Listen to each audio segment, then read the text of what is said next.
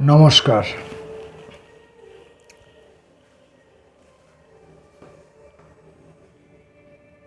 প্রতিবাদ আন্দোলনের যে ঢেউ উঠেছিল অন্যায়ের বিরুদ্ধে, অপকর্মের বিরুদ্ধে, অপশাসনের বিরুদ্ধে জনমানসে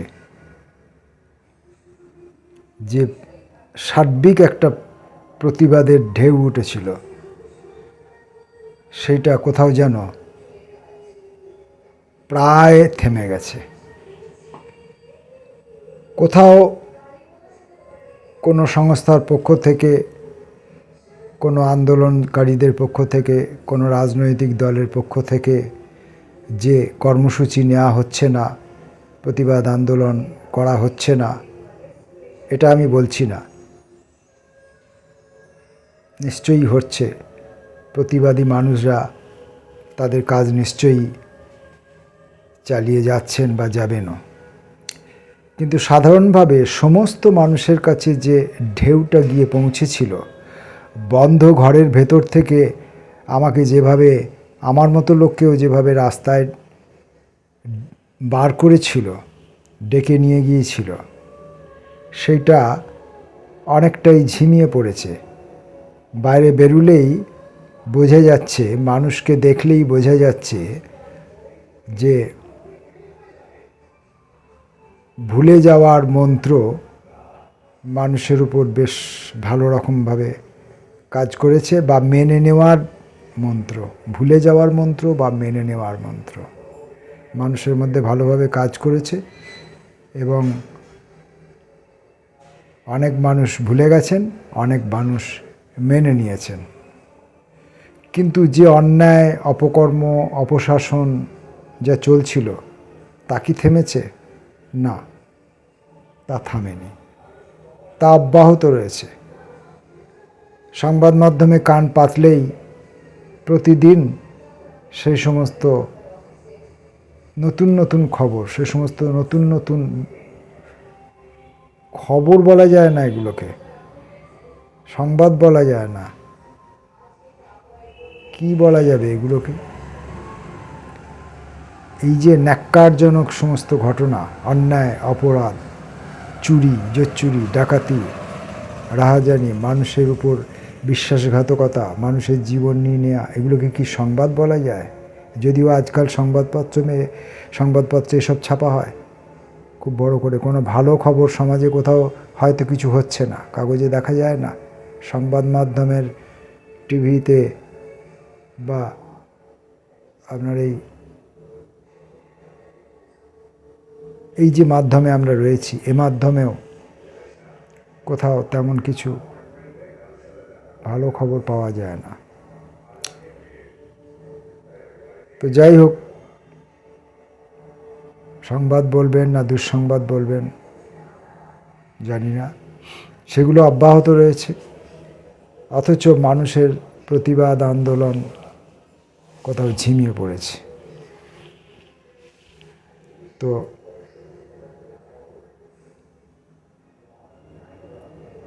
এর মধ্যে আবার চতুর্দিকে সাহিত্য, সংস্কৃতি, অনুষ্ঠানাদি এসব শুরু হয়েছে। পুরস্কার দেওয়া নেওয়া, স্মারক দেওয়া নেওয়া, যাতায়াত, পরস্পরের সঙ্গে পরিচিত হওয়া, এসব আবার শুরু হয়েছে। নিশ্চয়ই এগুলো মানুষের পক্ষে, সুস্থতার পক্ষে এগুলো নিশ্চয়ই ভালো। তাই এসব আবার শুরু হয়েছে ধীরে ধীরে, আস্তে আস্তে আরও বাড়বে। যদি আরও বড় কোনো খারাপ ঘটনার সম্মুখীন মানুষ আবার না হয়, তাহলে এগুলো বাড়বে। কিন্তু এরই মধ্যে কিছু অনিবার্য খারাপ খবরে এসে পৌঁছাচ্ছে। যেমন মনোজ মিত্রের মৃত্যুর খবর, তার প্রয়াণের খবর আমরা পেয়েছি। মনোজ মিত্রের প্রয়াণের খবর নিয়ে এর আগে, কিছুদিন আগে একটা অস্বচ্ছতা তৈরি হয়েছিল তিনি জীবিত থাকা অবস্থাতেই। এবার তিনি আমাদের সেই চাহিদাকে পূরণ করে সত্যই চলে গেছেন। জানি না এই চলে যাওয়া বলে কিছু আছে কি না, মানুষ তার জীবনের পর অন্য কোনো ঠিকানায় যায় কি না এসব জানি না।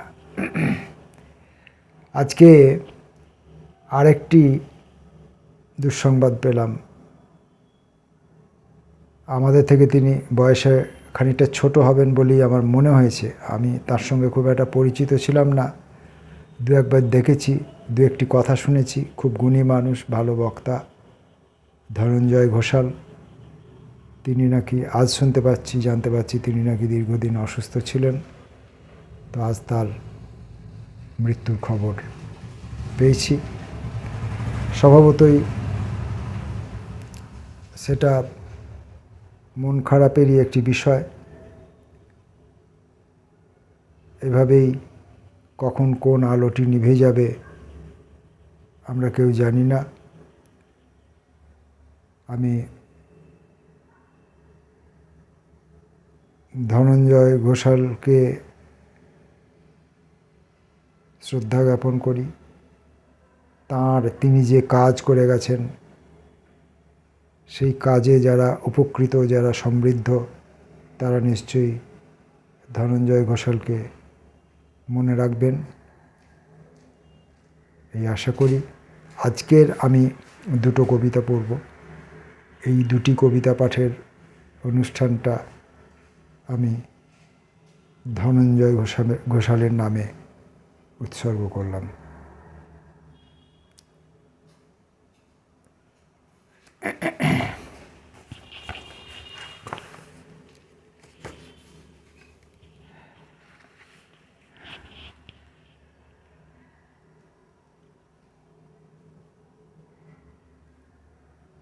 প্রথম কবিতা,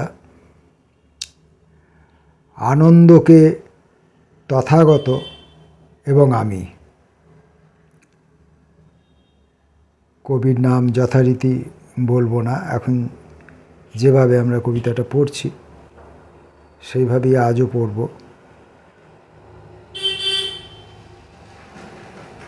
আনন্দকে তথাগত এবং আমি। আনন্দ, আমার পিঠ ব্যথা করছে, আমি একটু শোবো। সমাগতদের তুমি উপদেশ দাও। তথাগত, এই কথা শুনে আমি মধ্যম নিকায় খানি বন্ধ করি।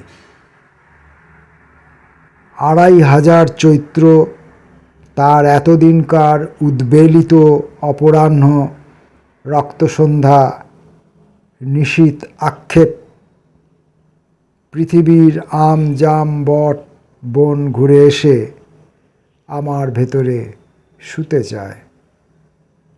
আমি সেই ক্লান্তির কারুণ্য লক্ষ্য করি। আনন্দ, আমারও পিঠ ব্যথা করছে, কৃতকর্ম বড় বেশি ভারী। আনন্দ, কখন আমি শোব? এই কবিতাটি পড়তে গিয়ে এই মধ্যম নিকায় খানি, মানে মধ্যম নিকায় কোনো একটি বিষয় খানি, টিটা খানাখানি খানি, এই শব্দটিতে আমি হোঁচট খেয়েছি। এটা কি আমার জানা নেই, তো সেটা আমি সন্ধান করলাম, করে যেটুকু আমি জানতে পারলাম খুব সংক্ষেপে, সেটার পাঠকদের সুবিধার্থে, অনেক পাঠকই জানবেন যারা এসব নিয়ে গবেষণা করেন, পড়াশোনা করেন, তারা অনেকেই জানবেন এই কবিতাটি। যারা আগে পড়েছেন, আলোচনা শুনেছেন, আলোচনা করেছেন, তারা সবাই জানবেন। তবুও তো আমার মতো দু একজন লোক থাকেন যাদের হয়তো এই শব্দটি জানা নেই, তাদের জন্য আমি এটি পড়ছি। মধ্যিমা নিকায় বা মধ্যিম্য নিকায় শব্দটি, মাঝিমা নিকায় বা মধ্যিম নিকায়।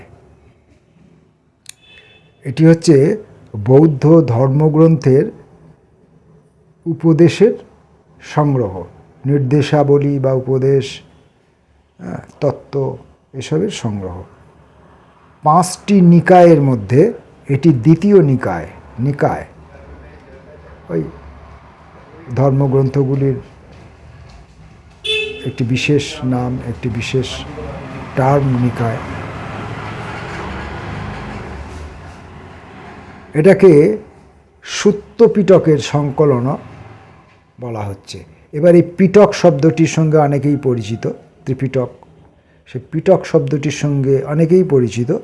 সেই সুত্ত পিটকের সংকলনও এটিকে বলা হচ্ছে যে এটি তথাগতের মধ্য দৈর্ঘ্যের বক্তৃতা, অর্থাৎ তিনি যে উপদেশগুলি দিতেন গল্পের আকারে, আমার মনে হচ্ছে গল্পের আকারে তিনি যে উপদেশগুলি দিতেন, যে অভিজ্ঞতাগুলি মানুষের মধ্যে বন্টন করতেন, সেগুলো তো বিভিন্ন রকমভাবে সেগুলোকে ভাগ করা হয়েছিল। কোনোটি ছোট গল্পের মাধ্যমে, কোনোটি মাঝারি, কোনোটি বড়, এরকম মধ্য দৈর্ঘ্যের কিছু উপদেশকে সংকলন করে এটি দ্বিতীয় সংকলন। এই সংকলনটিকেই হয়তো বলা হচ্ছে নিকায়। এই নিকায় শব্দটির আবার অর্থ কী অনুসন্ধান করতে হবে। তো আমার মনে হচ্ছে যে ওই উপদেশাবলীর সংকলন যেটি, সেটিকেই নিকায় বলা হচ্ছে বৌদ্ধ ধর্মীয় ভাষায় হয়তো। তো এই ছিল কবিতাটি। কবির নাম আপনারা অনুমান করুন এবং আমাকে জানান। আমি উপকৃত হব যে কিভাবে আপনারা অনুমান করতে পারলেন কবির নামটি।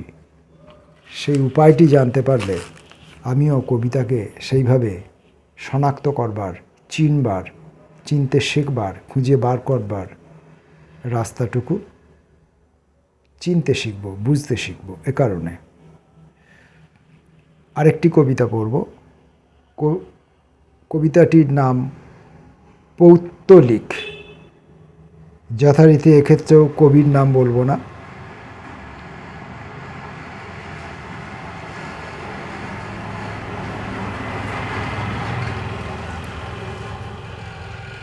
ভালোবেসেছিলাম একটি শৈরিণীকে, খরচ করে 14 শিকে।